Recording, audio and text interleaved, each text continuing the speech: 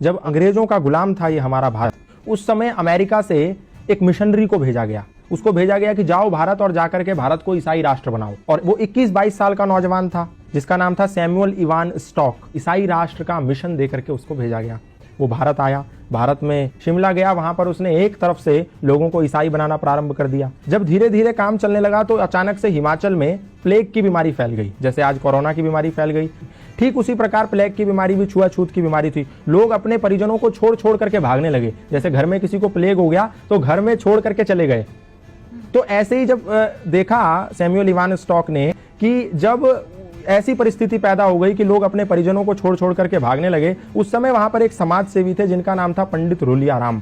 वो पंडित रूलियाराम निस्वार्थ भाव से ऐसे लावारिस पड़े लोगों की सेवा कर रहे थे। तो सैमुअल इवान स्टॉक ने देखा कि पंडित रूलियाराम एक खाट के पास हैं जहां पर एक वृद्ध आदमी को लेटा हुआ है और वो प्लेग के मारे तड़प रहा है और उसके गले में एक गिल्टी हो गई है जिसके मारे उसको तड़पन हो रही है। तो पंडित रूलियाराम ने क्या करा, एक कपड़ा लिया, उसकी गर्दन पे रखा और मुंह से उस गिल्टी को निकाल करके उसकी पीड़ा को खत्म कर दिया। उसका मवाद मुंह से निकाला। और जब इस दृश्य को सैमुअल इवान स्टॉक नाम के मिशनरी ने देखा, उसने कहा ये तो सेवा की अत्यंत पराकाष्ठा है, सेवा की उत्कृष्टता है। मैं जो सेवा के नाम पर लोगों को ईसाई बना रहा हूं, ये तो फरेब है, ये तो धोखा है, ये तो फ्रॉडगिरी है, ये तो षड्यंत्र है और ये तो निस्वार्थ सेवा है जहां इनको कुछ नहीं मिलना। ये मर भी सकते हैं, छूने पे लोग मर जा रहे हैं और ये उनकी ऐसी सेवा कर रहा है। उस समय सैमुअल इवान स्टॉक का हृदय परिवर्तन हो गया।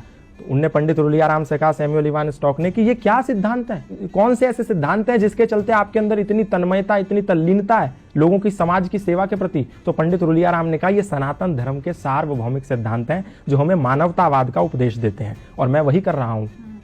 संगच्छध्वम संवदध्वम संवो मनांसि जानताम सर्वे भवन्तु सुखिना सर्वे सन्तु निरामया के सिद्धांतों को पालन कर रहा हूं। तो सैमुअल इवान स्टॉक ने कहा, मैं भी ये सनातन धर्म के सिद्धांत जानना चाहता हूं।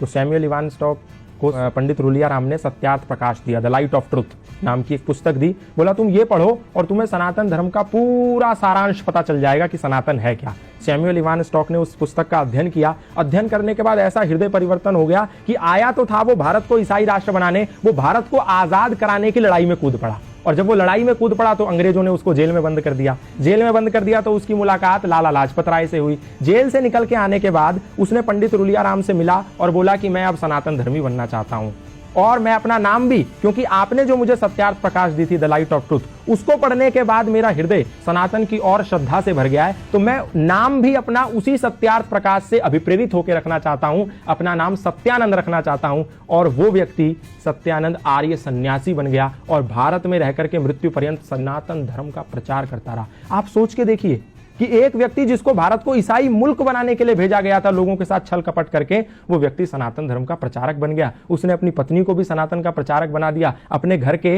एक कोने में यज्ञशाला खोल दी। आज भी हिमाचल प्रदेश में जाएंगे तो वो यज्ञशाला विद्यमान है। वहां उपनिषदों के मंत्र उकेरे हुए हैं उस यज्ञशाला में। उसके घर में आज भी वो भगवत गीता के श्लोक लिखे हुए हैं। तो ये प्रमाण है कि सनातन को कभी ना उस समय, ना आज, ना आने वाले समय में कभी भी लोगों पर थोपा नहीं गया। ना तो तलवार के जोर पे, ना भय और लालच और षड्यंत्र के जोर पे। सनातन से लोग आए और प्रभावित हो गए। फादर कैमिल बुल के ईसाई मिशनरी थे, आए, रामायण से प्रभावित हो गए, सनातन धर्म का प्रचार करने लगे। बाहर से लूसी गेस्ट आई, सनातन धर्म से प्रभावित हो गई, भारत में गुरुकुल खोल दिया।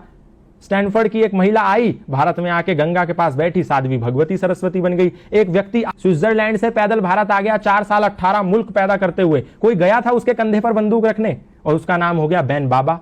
ऐसे बहुत सारे उदाहरण है, मैं बताऊंगा तो समय कम पड़ जाएगा। सनातन को कभी भी किसी पर थोपा नहीं गया। लोग आए, खुद बन गए। मौलाना महबूब अली खुद पंडित महेंद्र पाल आर्य बन गए। खूब सारे मौलाना, मतलब इमाम मस्जिद के, खुद सनातन धर्मी बन गए। हमने किसी को जोर नहीं दिया, किसी को जबरदस्ती नहीं करी, लोग आए और बन गए। तो इसमें हमारी क्या गलती है?